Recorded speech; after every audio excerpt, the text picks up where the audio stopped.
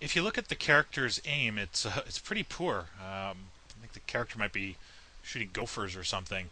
So what I'm going to do is just use a little bit of animation layering to offset the rotation of the gun so it's pointed more vertical rather than ineffectively down at the ground. This will help, of course, position the simulation emission for our laser blasts.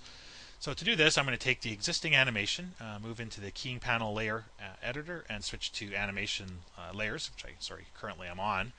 And it's really the animation layers on the gun, on the actual rifle, that I need to adjust, not so much on the character. And more specifically, it's sitting right here underneath the scene root. So it's actually not associated with any model, this gun movement. So on that, I'm going to build upon my base layer. We'll call this the rifle offset. And straight away, I'm going to key in a base pose. So remember, in the curve editor, let me just see how far this goes. This goes to about 250. So if I just restrict my timeline a bit, you might be able to see the animation layer key that I've set. They're set in blue so that when we're looking in the mini timeline dope sheet, we can recognize an animation layer key. So everything looks good here, so I'll key in relation to that. So that's all I'm doing here is as the gun gets a little too low, I'm just going to bring it back up and do a little correction. You can see I'm dealing with additive rotations, and I'm already getting kind of that gimbal meeting of axes. But luckily, we're just doing some corrections in the y-axis, so we don't need to worry too much.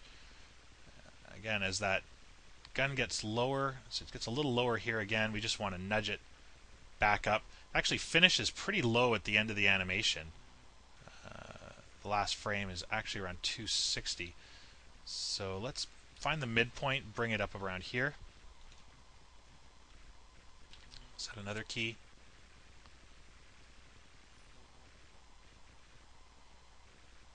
And it kind of gets up a little too high here. This guy's a really good shot. So there we go. We just clean it up a little more. We could even kind of come in here and fix the orientation this way if we wanted to.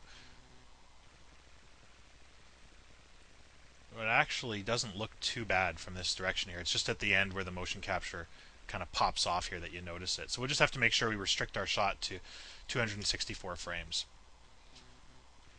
So I'm going to take all of this now and bake it down to the base layer.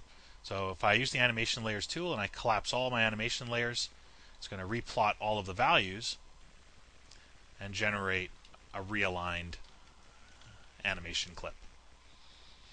Alright, so now we've got our animation sorted out.